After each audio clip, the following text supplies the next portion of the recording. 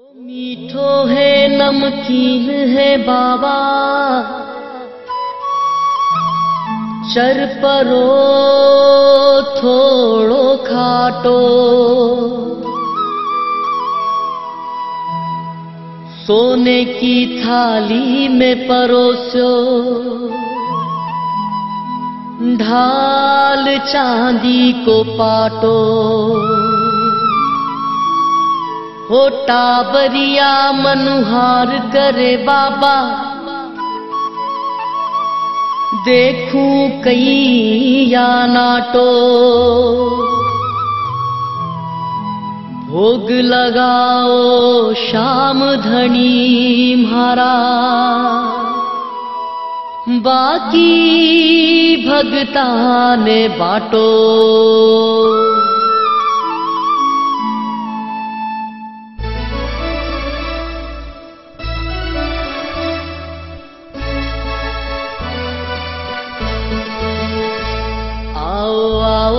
सावरिया बेगा आओ, जी मोजी भोग लगाओ, हे 56 भोग तैयार जी, थारा टाबरिया करे मनुहार जी। आओ आओ सावरिया बेगा आओ, जी मोजी भोग लगाओ, हे 56 भोग तैयार जी, थारा टाबरिया करे मनुहार जी। ओ आओ सावरिया बेगा आओ, जी मोजी भोग लगाओ, हे 56 भोग तैयार जी, थारा टाबरिया करे मनुहार जी। थारा टाबरिया करे मनुहार जी, थारा टाबरिया करे मनुहार जी।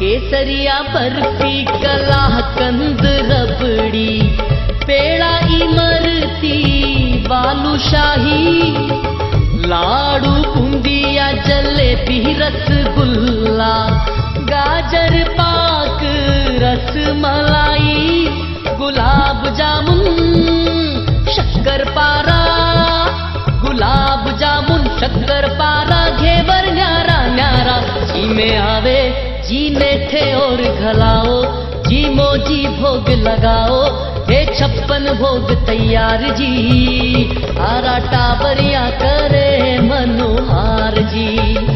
थारा टाबरिया करे मनुहार जी।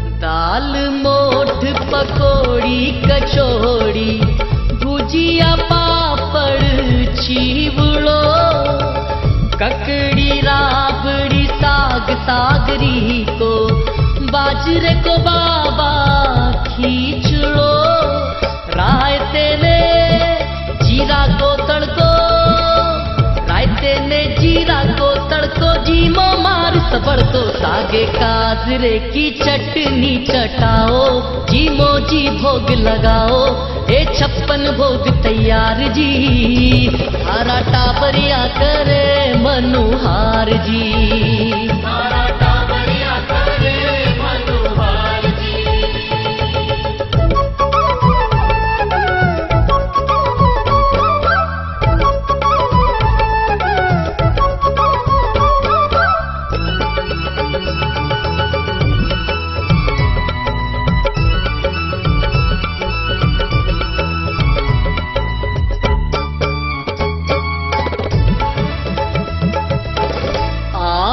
अमरूद अंगूर अनानास, आलू बुखारा अनार धर्या, केला सेब पपीता चीकू, संतरा मौसम्बी रस काकड़ियारा लाल मतीरा, काकड़ियारा लाल मतीरा कर टमाटर खीरा नींबू खाटो है थोड़ो छिड़काओ जी मोजी भोग लगाओ हे 56 भोग तैयार जी थारा टाबरिया करे मनोहार जी। तारा टाबरिया करे मनोहार जी।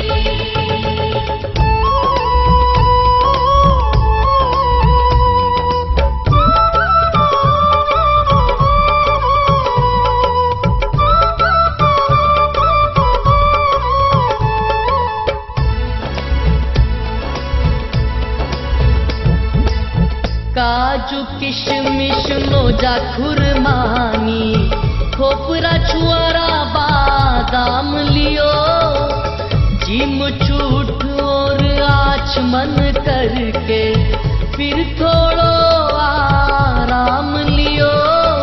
सौंफ इलायची हाजिर कर दी, सौंफ इलायची हाजिर कर दी, सागे मिश्री धर दी, कोई नागरियो पान चबाओ जी मोजी भोग लगाओ हे 56 भोग तैयार जी थारा टाबरिया करे मनोहार जी। तारा टाबरिया करे मनोहार जी।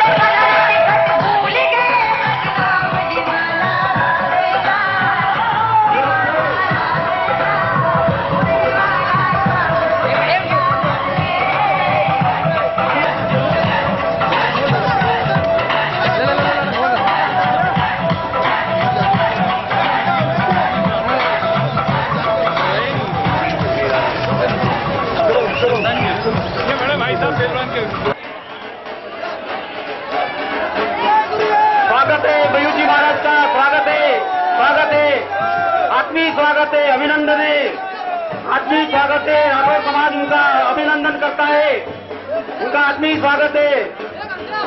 हमारी दर्द भैयू जी महाराज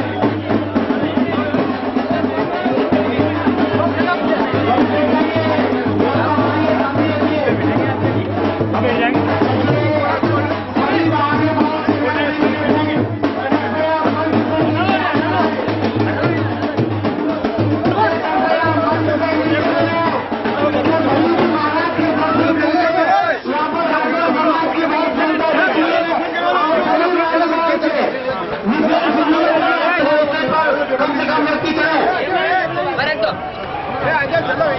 थोड़ा भीड़ खाली कर दो, थोड़ी नहीं सुनो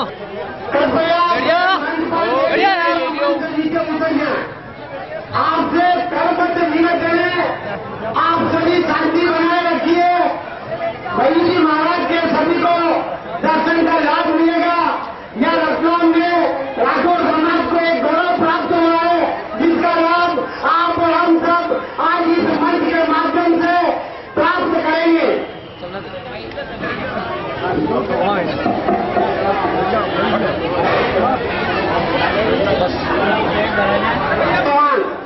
कृपया मंच से अपन सभी लोग बैठकर इसका केराल चंद्र सोलंकी, जगदीश पहलवान, केरल जमादार, राजेंद्र राठौर, ओम प्रकाश राठौर, राधेश्याम राठौर, राधेश्याम परमार, शिव नारायण जी भाटी, कैलाश जी मावड़ा,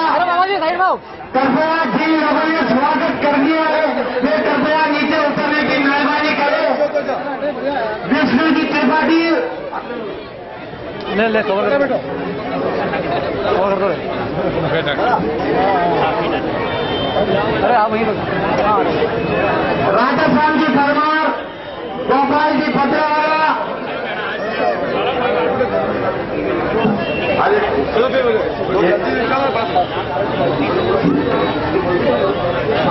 शिवनारायण जी भाटी, कैलाश जी मावाला, गणपत बासाहेब, महेंद्र जी चौहान, नारायण जी राठौर, माधरेचा।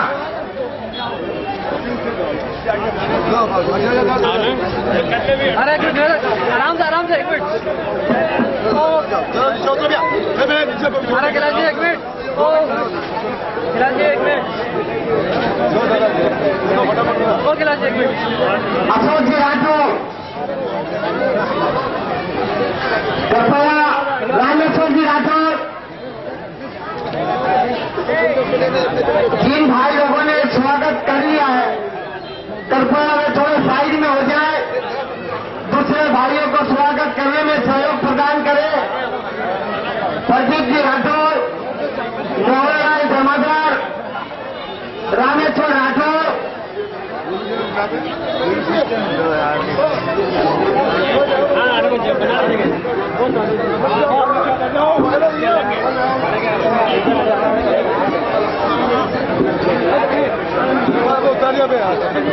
सतीश जी राठौर, पार्षद महोदय, नगर निगम रक्षा।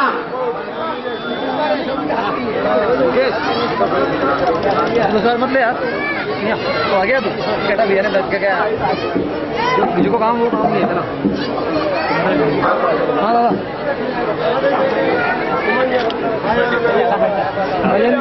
ओ बिलवान सगळं खड़ो हो पर समझी छोटा ना खड़ो हो अपना आप खड़ा जाओ सब चलो भैया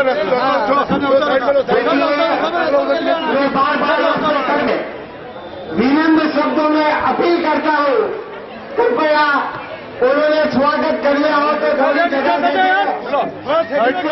कार्यक्रम करने में हमें सहयोग मिले। की बात है। 1 मिनट दादा, 1 मिनट दादा, 1 मिनट प्लेट रखा ले उन दो। कम्बल सत्यगुरु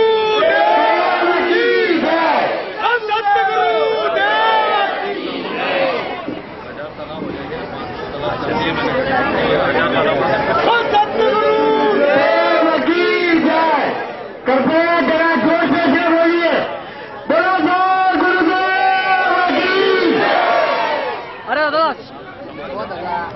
1 मिनट आगे आओ भाई 2 मिनट 2 मिनट सब दे जाए 2 मिनट।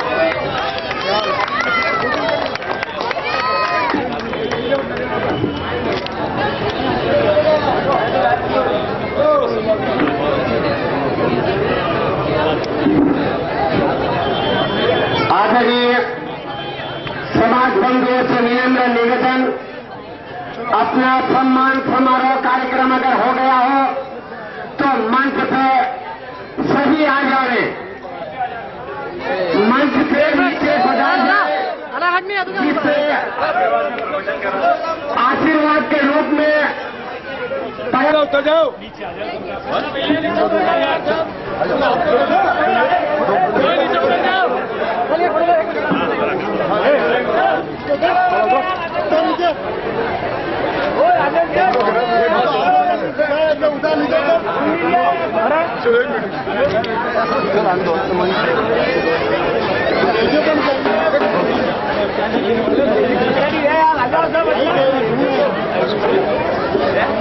सतगुरुदेव की भाइयों महाराज की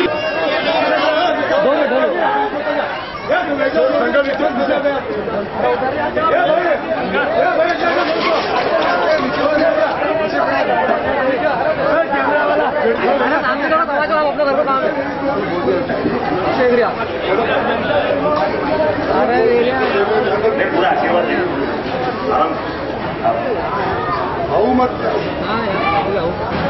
गुरु ब्रह्मा गुरु विष्णु गुरु देव महेश्वर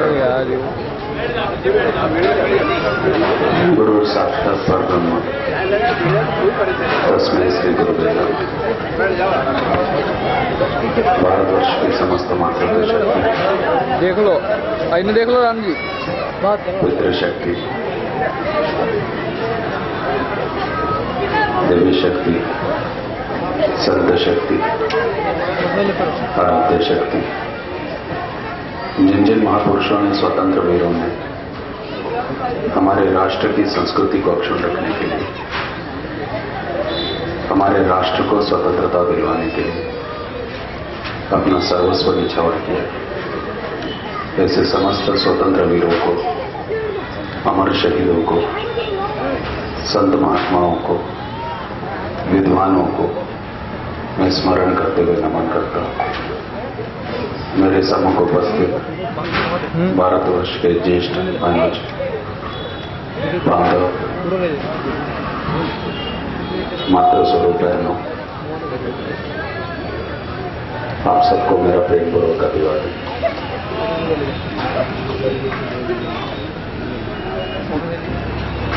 प्रसंग की प्रवचन या व्याख्यान जो अनुभव के हैं वो मैं आपके साथ बांटना चाहता हूं।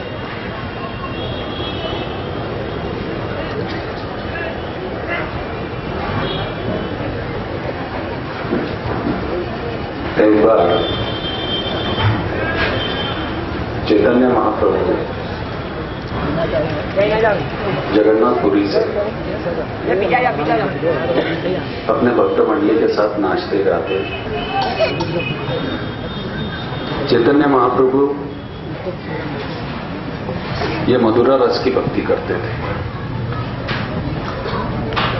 मधुरा रस से अर्थ होता है कि प्रेम और विश्वास। कोई भी समाज का निर्माण, किसी भी राष्ट्र का निर्माण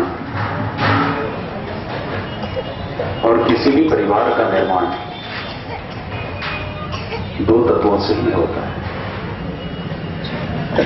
एक प्रेम और एक विश्वास। आज प्रत्येक रिश्ते, हर जगह पर एक संदेह का और अविश्वास का या दुराव का वातावरण क्यों दिखाई देता है? उसका मूल कारण यह है कि जो रिश्ते, संबंध और नातों का समाज बांधने का मूल स्रोत हुआ करते थे, अर्थात प्रेम और विश्वास, उसकी कमी कहीं ना कहीं हमारे को दिखाई देती है। इसलिए प्रत्येक जगह पर संदेह का वातावरण दिखाई देता है। एक गांव में एक नदी बहती थी। उस नदी पर आकर सभी लोग पानी पीते थे, सभी लोग पानी भरते थे। सब जाति के जानवर भी वहां आते थे और सब जाति के इंसान भी वहां आते थे। सब जाति के पशु पक्षी भी वहां आते थे। तो जब तक नदी बहती रहती थी तब तक सब वहां पर जाकर आनंदित जीवन जीते थे, शांति प्राप्त करते थे। समय बीत गया, पल बीत गया। जब तक इंसान के पास सांसें रहती है और जब इंसान के पास समय रहता है तब वो उसकी कीमत नहीं करता। पर समय आने पर एक सेकंड का समय चूक जाने से दुर्घटना घट जाती है और जीवन चले जाता है। एक सांस के लिए उसको घंटों तक मशीन पर लड़ना पड़ता है। एक सांस उसके मृत्यु और जन्म का और जीवन का फासला तय कर देती है।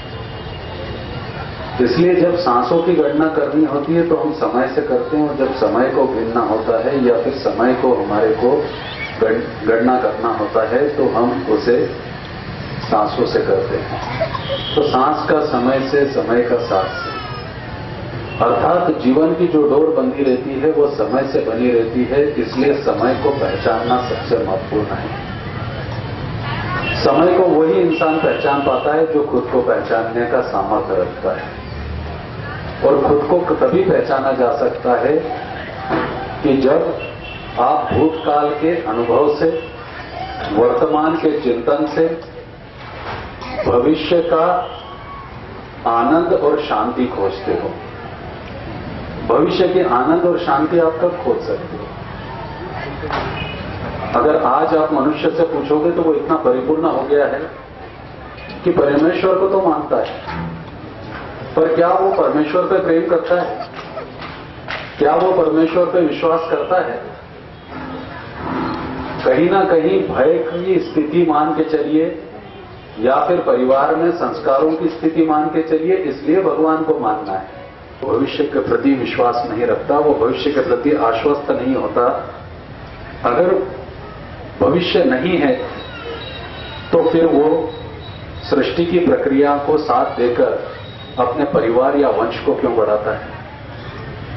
अगर हम भविष्य के प्रति जरा भी विचार नहीं करते, अगर हम वर्तमान में ही जीते हैं और अगर सब कुछ ही वर्तमान है, तो फिर आप दान पुण्य करके मोक्ष की कल्पना क्यों करते हो?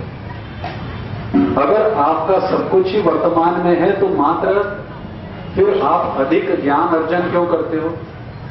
आप अधिक शिक्षा क्यों प्राप्त करते हो?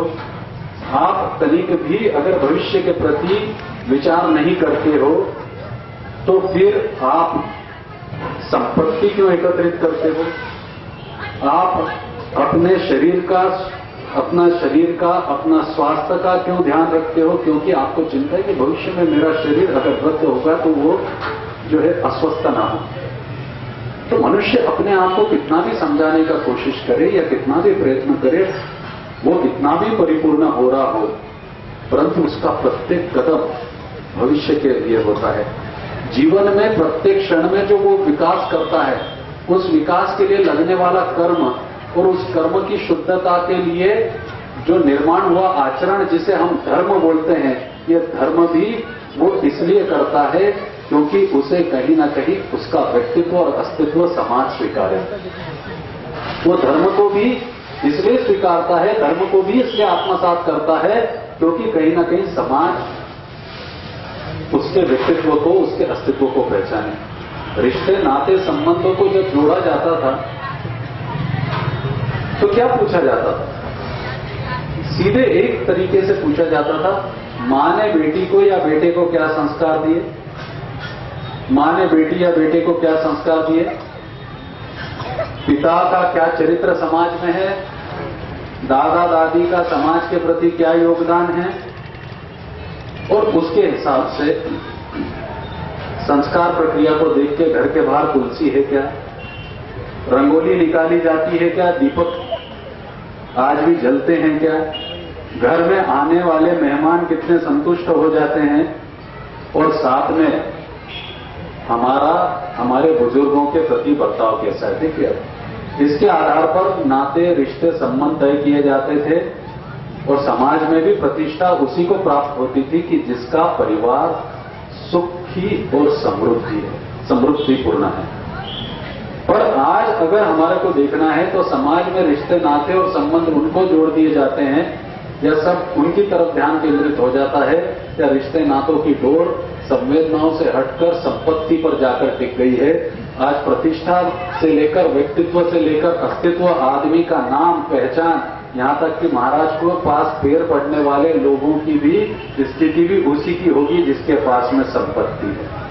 मंदिरों से लेकर मठों तक और मठों से लेकर प्रत्येक जगह तक आज नाते संबंध अमीरी और गरीबी में देखे जाते हैं, संवेदनाओं में नहीं देखे जाते, संस्कारों से नहीं देखे जाते।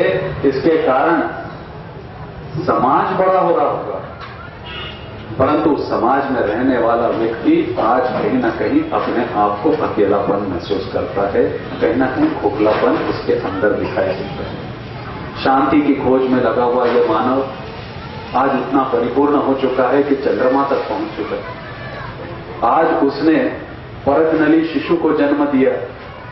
आज उसने सब जो पहले बोला जाता था कि आकाश की ऊंचाई तक, पर आज वो मनुष्य बोलता है कि आकाश मेरे मुट्ठी में। आज इतनी ऊंचाइयां हमने छुई। आज देखेंगे तो आज सब जीवन का स्तर बढ़ चुका है। ये विकास करना मानव का जीवन है, पर विकास मात्र बुद्धि का हो रहा हो, विकास मात्र शरीर का हो रहा हो, विकास मात्र संपत्ति का हो रहा हो, विकास मात्र भौतिक स्तर पर हो रहा हो, विकास मात्र विद्या का हो रहा हो, विकास मात्र तर्क का हो रहा हो, पर विकास अगर आत्मा का नहीं हो रहा हो तो राष्ट्र, समाज और मानव दुख का पड़ेगा। इसीलिए राष्ट्र को अगर हमको जीवंत रखना है तो समाज की जरूरत लगती है, और समाज को अगर हमारे को चलाना है तो परिवार की जरूरत लगती है, और परिवार की स्थिति को अगर हमारे को तय करना है तो हमारी और मनुष्यता की पहचान भाव तत्व से होती है, और भाव तत्व का निर्माण सद्गुणों से होता है। अब परमेश्वर है क्या? परमेश्वर को खोजना बहुत आवश्यक है। अगर ये सब कुछ हो रहा है तो परमेश्वर से अध्यात्म की उत्पत्ति, अध्यात्म से धर्म का निर्माण, धर्म से लक्ष्मी को आप जो है वैभव का स्वरूप देते हैं, भगवान महादेव को आप ध्यान के प्रतिरूप में देखते हैं, मां गायत्री को आप साक्षात भक्ति ज्ञान और भक्ति ज्ञान के साथ साथ जो है विद्या के स्वरूप में आप जो है आप धारण करते हैं। ये सब स्थितियां फिर किस तरीके से प्रकट हुई? मातृ देवो भव, पितृ देवो भव, आचार्य देवो भव, वृक्ष देवो भव। नदी को भी हम देव मानकर चलने वाले, हमारा मूल स्रोत जो है परमेश्वर को खोजने का। एक बार एक बच्चा अंधेरे में जंगल में खो गया। जब वो अंधेरे जंगल में खो गया तो अंधेरा बढ़ गया, उसे डर लगने लगा। अब जब डर लगने लगा तो डर जब इंसान को लगता है तो उस समय परमेश्वर और माता पिता के सिवा और गुरु के सिवा कोई याद नहीं आता, इसलिए इन्हें देवों की संज्ञा दी जाती। एक छोटा सा बच्चा जब डरने लगा अंधेरे में तो उसने बोला कि मुझे संघर्ष करना है, इस अंधेरे को पराजित करना है, मुझे इस अंधेरे से बाहर निकलना है, इस अंधेरे वन से मुझे बाहर निकलकर मेरे जीवन का आनंद मुझे खोजना है। तो ऐसे समय पर अंधेरे में सबसे ज्यादा प्रभावित कौन करता है? वासना। तो भय, वासना भय, ये दो तत्व अंधेरे में सबसे ज्यादा प्रभावित करते हैं। तो वासना से ऊपर कौन है? तो भगवान बजरंगबली है, जो भय को परास्त कर दे, जो सबसे स्वस्थ है, निर्भीक है, जो एकनिष्ठ है, एक चरित्र है, सेवाभावी है और स्वामी भक्त है। तो वो कौन है? तो बजरंगबली है। तो जब आप अंधेरे में अकेले जंगल में अपने आप को पाते हो तो आपको ऐसे समय पर बजरंगबली याद आते हैं। पर जब आपको विद्या प्राप्त करनी होती है, संस्कारक्षम होना होता है, तो उस समय पर आपको संस्कार प्राप्त करने के लिए, विद्या प्राप्ति के लिए आपको निर्मल होना जरूरी रहता है, सहृदयी होना जरूरी रहता है। निर्मल सहृदयी अहंकार विहीन होने के लिए आपको एक ऐसे छवि की जरूरत होती है, एक ऐसे गुणों की जरूरत होती है, एक ऐसे सद्गुणों की आवश्यकता होती है कि जो आपके सोए हुए भावों को जगा दे, चाहे संगीत के माध्यम से हो, चाहे ज्ञान के माध्यम से हो, चाहे भक्ति के माध्यम से हो, जो आपके सातों चक्र को जागृत करके आपके सातों जन्मों के पुण्य की पुण्याई सामने ला दे, 7 फेरों के साथ आपके चरित्र को निर्माण कर दे और ठीक 7 ऋषियों की तरह आपके जीवन को बना दे और 7 समुद्रों की संयमता को आपके सामने लाकर पृथ्वी के प्रलय को बचा दे। ऐसे समय पर मां सरस्वती आपके सामने आकर खड़ी हो जाती है, 7 चक्रों को, 7 सुरों को बांधती हुई आपके 7 जन्मों के स्वरूप को निर्माण करती है। तो फिर भगवान कहां है? भगवान तो हमारे पास है, प्रत्येक क्षण में, प्रत्येक स्थिति में है, प्रत्येक अवस्था में है। अर्थात वो हमारे सद्गुणों में है, वो हमारे सद्गुणों में है, इसलिए भगवंत को खोजने की कहीं आवश्यकता नहीं होती। भगवंत वो अवस्था में, वो स्थिति में, वो स्वरूप में प्रकट होता है कि जहां सद्गुण होते हैं। तो मेरा परमेश्वर मेरे गुणों में है, जिसे मैं अपने आचरण में पाता हूं, जिसे मैं अपने आचरण में पाता हूं। तो ये गुण से क्या निर्माण होता है? भाव निर्माण होता है। तो हम अध्यात्म को खोजने की कोशिश करते हैं। जैसे आज का मनुष्य अपने आप को इतना विकसित कर चुका है कि मॉडर्न साइंस में अगर आप देखोगे तो मेडिकल सेक्टर में जाना, तो पहले एक डॉक्टर कान का भी, नाक को भी, आंख को भी सभी चेक कर लिया करता था, पर अब ऐसी बात नहीं है। आपकी दाईं आंख को चेक करने वाला डॉक्टर अलग है, स्पेशलाइज्ड डॉक्टर अलग है, बाईं आंख को चेक करने वाला डॉक्टर अलग है, आपको जो है आपके प्रत्येक अंग के लिए स्पेशलाइज्ड डॉक्टर है। ठीक उसी प्रकार से हमने भी अध्यात्म की ऐसी स्थिति बना दी। 3 लाख रुपए तक हम भरने को तैयार रहते हैं, परंतु 30 रुपए का एक इंसुलिन का इंजेक्शन एक झोपड़पट्टी में रहने वाले बचपन से शुगर हुए उस बच्चे को देखो, जो प्रत्येक क्षण अपने जीवन के लिए छटपटाता रहता है, परंतु उसको देने के लिए हमारे पास में कुछ नहीं रहता। समझना के मायने क्या? मैं आज आपको बताता हूं, मैं महाराज के ऊपर सब भाई महाराज की जय जयकार कर रहे थे, पर मैं बहुत स्पष्ट रूप से बताता हूं। मैं बहुत छोटा था, मेरी माता बड़ी धार्मिक थी और बहुत आध्यात्मिक है। एक बार हम हमारे गांव में संत महात्मा है, देखिए कैसी बात रहती है। हम त्याग की बात करते हैं, हम अहंकार की बात करते हैं। मैं एक संपन्न परिवार से आता था, संयमता की बात हम करते हैं कि अहंकार कितने बचपन से आ जाता है इंसान के अंदर। 7 प्रकार के अहंकार हैं। मैं छोटा था, क्रिकेट खेल रहा था, मेरी माता जी ने मुझे बुलवाया और बोला गांव में संत आए हैं, चलो दर्शन करने के लिए। मैंने उनसे पूछा मेरे को क्या मिलेगा उनके दर्शन करने के लिए। तो चूंकि माता मेरे लिए गुरु भी है, मेरी भगवान भी है, सभी कुछ मेरी माता है, तो इसलिए उसका कहा कभी मैं टालता नहीं। उसने मुझे बोला कि तुम्हारे को चलना है। मैं उसके बाजू में खड़ा हो गया। मेरे बाजू में एक और फटे कपड़े में अपनी माता के साथ एक और लड़का खड़ा हुआ था। वो बिल्कुल संयमता के साथ खड़ा हुआ था। उसे जरा भी चेष्टा नहीं थी कि मुझे दर्शन जल्दी हो जाए।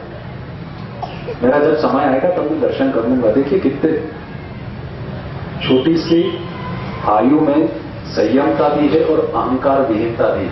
कोई अहंकार नहीं है, परंतु हम संपन्न परिवार के थे, इसलिए हमारे अंदर अहंकार था कि हमारे को जल्दी दर्शन हो जाना चाहिए। ये बचपन से चालू हो जाती प्रक्रिया। हम बोलते हैं सब इंसान अपने आप को टटोल के देखे, सब चीज दिखेगी उसके अंदर।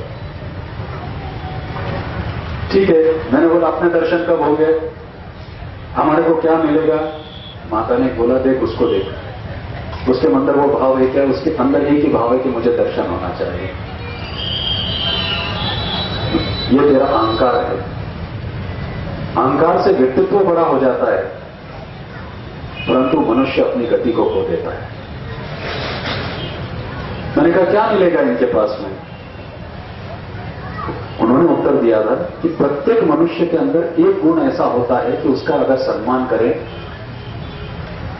तो पूरा समाज शांतिमय हो जाता है, आनंदमय हो जाता है और प्रेममय हो जाता है। उसे भक्ति बोला जाता है।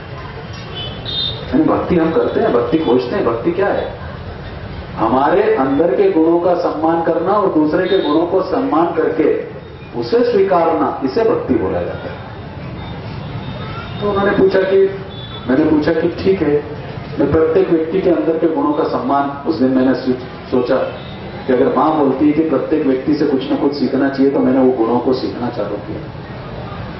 उसने उदाहरण दिया मेरे को कि केवड़े का भुट्टा रहता है, कीचड़ में उगता है, हाथ लगाना आसान नहीं, दिखने में सुंदर नहीं, 99 अवगुण रहते हैं, पर एक गुण रहता है उसकी सुगंध, उसके 99 अवगुणों को भुला देती है और उसके एक गुणों को जो है जागृत कर देती है। तो इंसान का जीवन, हर इंसान ने, प्रत्येक इंसान को केवड़े के समान देखना चाहिए और उसके अंदर की सुगंध को टटोलना चाहिए और उस सुगंध के माध्यम से अपने जीवन को विकसित करना चाहिए। अवगुण देखना, अवगुण बोलना, अवगुण समझना, ये तात्कालिक आनंद देता है, पर सद्गुणों को धारण करना ये दीर्घकालिक आनंद को देता है। ठीक है, ये चीज को समझा, आगे बढ़ा। महाराज जी के दर्शन हुए। महाराज जी के शिष्यों ने थैलों में शक्कर के पूड़े भर रखे थे। जब कि जो भी दर्शन करने आता उसको सब महाराज जी बोल देते थे कि ये चीटियों को शक्कर डालना करना, चीटियों को शक्कर डालना, चीटियों को शक्कर डालना। मेरा भी नंबर आया, मेरे को भी बोला गया कि जाओ चीटियों को शक्कर डालना। मैंने कहा ठीक है, बुराई नहीं है। सबसे निष्पाप जीव को अगर चीटियों को अगर शक्कर डालकर उन्हें सुख प्राप्त होता है और हमें भी उसका सुख प्राप्त होता है तो हमें करना चाहिए। मैं वहां पर छोटा था तो आनंदित हो गया। मैंने कहा कि इस एक बात तो मैं करूंगा कि कोई भी उठने के पहले सबसे पहले चीटियों को मैं शक्कर डालूंगा। तो वो पहली बार 4 बजे उठा, नहाया, नहाकर पूरी भर शक्कर लेकर बाहर निकला तो देखता हूं पूरा गांव और पूरा मोहल्ला चीटियों को शक्कर डाल रहा है। एक संत के कहने पर, एक महाराज के कहने पर, एक महात्मा के कहने पर अगर पूरा गांव और पूरा मोहल्ला चीटियों को शक्कर डाल सकता है तो इसके माध्यम से कितना बड़ा शिक्षा का कार्य किया जा सकता है, स्वास्थ्य का कितना बड़ा कार्य किया जा सकता है, ये उस दिन की भूमिका मैंने तय की। और जब एक महाराज के कहने पर लाखों चीटियों को शक्कर मिल सकती है तो मैं भी महाराज होऊंगा। और उस दिन से मैं भैया महाराज हुआ। 1 साल में 3,45,000 गरीब बच्चों को छात्रवृत्ति मिली। आज रतलाम में आने पर, प्रथम आगमन पर मेरे ऊपर खूब हार फूल का खर्चा हुआ। कलयुग के सबसे बड़े पुष्प और संपदा हमारे नन्हे शिशु होते हैं। मैं मेरे समाज बांधव से आग्रह करूंगा कि आगे मेरे ऊपर इस तरीके के खर्चों को टाला जाए। 1 साल में केवल हार, पुष्प, नारियल का खर्चा बचाकर, चढ़ावे का खर्चा बचाकर जो एक संत महाराज को लगता है 3,45,000 गरीब बच्चों को छात्रवृत्ति दी है। गुरु ज्ञान का कारक होता है, उसकी पाठ्य पूजा होना चाहिए। सृष्टि का सबसे बड़ा गुरु वृक्ष होता है जो सामाजिक एकात्मकता का संदेश दे। और 17 लाख वृक्ष लगाने में मैं यशस्वी रहा हूं। केवल जन्मदिन पर लगने वाले खर्चों को टालने से 3,000 के परमात्मा ने वो दिया है।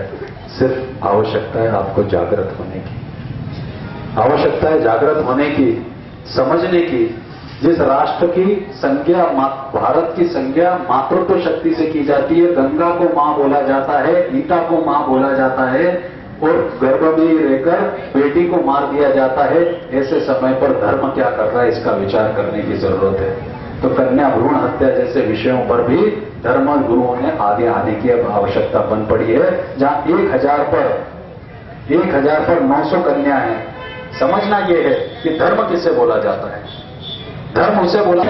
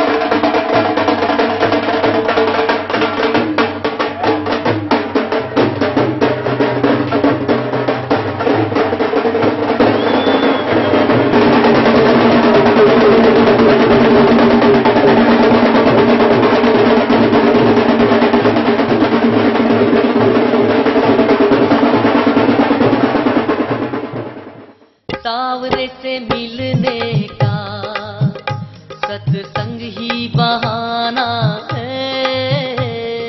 सावरे से मिलने का सत्संग ही बहाना है।